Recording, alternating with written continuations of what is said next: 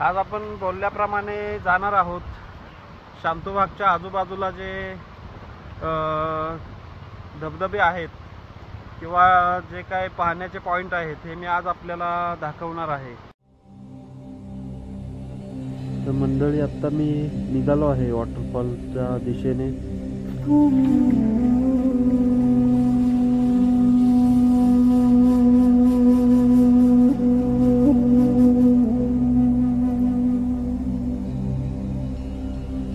काही पर्यटक आनंद घेत आहेत निसर्गाचा।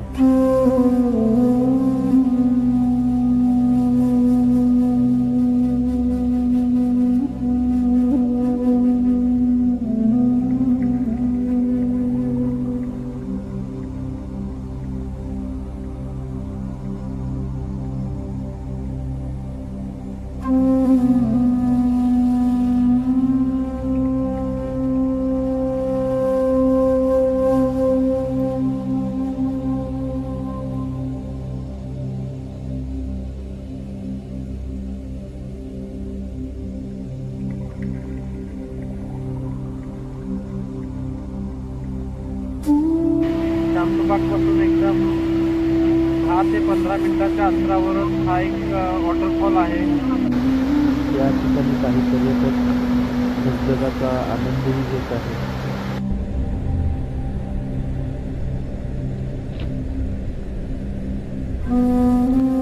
आता आपण पुढील पॉइंट जवळ चाललेलो आहे। एक व्हॅली आहे आणि ही व्हॅली आपण पाहण्यासाठी चाललो आहे। इथून आपलं शांतूबाग पण दिसतं, परंतु धुकं नसेल तर आपलं शांतूबाग दिसेल।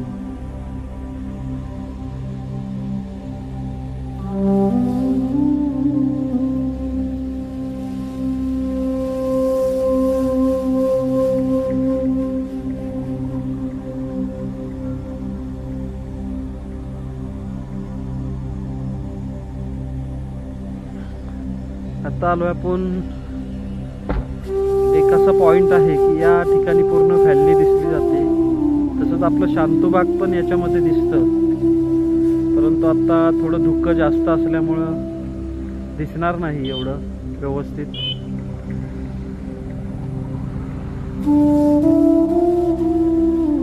पूर्ण हिरवागार असा आपला निसर्ग आहे।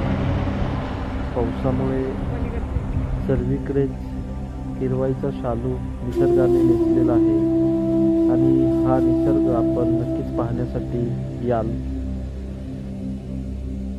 आता आपण अजून पुढे चाललेलो आहे। पुढे असाच एक छोटा वॉटरफॉल आहे, खूप छान वॉटरफॉल आहे। काही वेळातच आपण आता तिथे पोहोचू।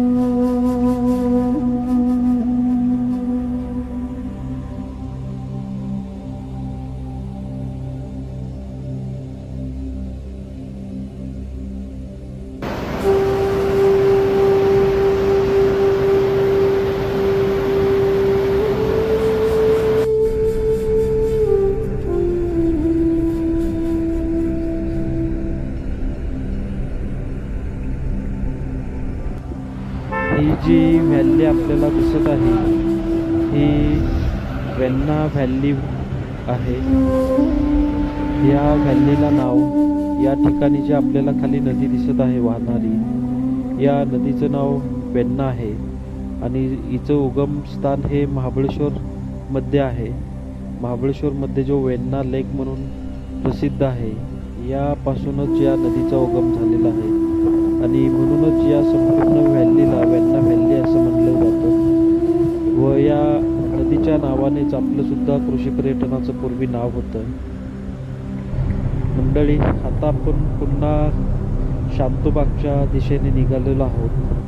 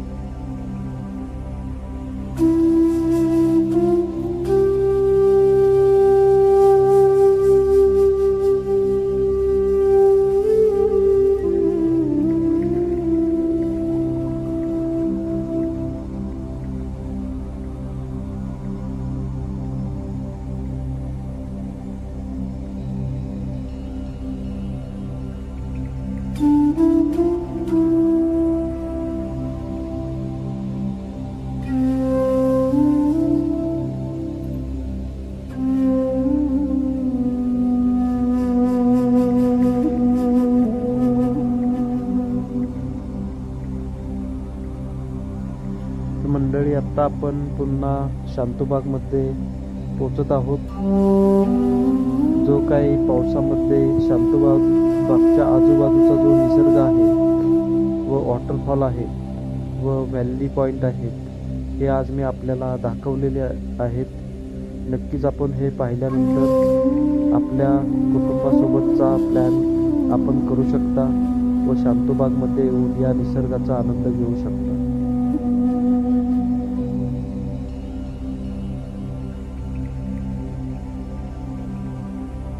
तर मंडळी, अशा पद्धतीने आपण पुन्हा आलेलो आहे शांतबागमध्ये आणि आज तर दिवसभर पाऊस चालूच आहे.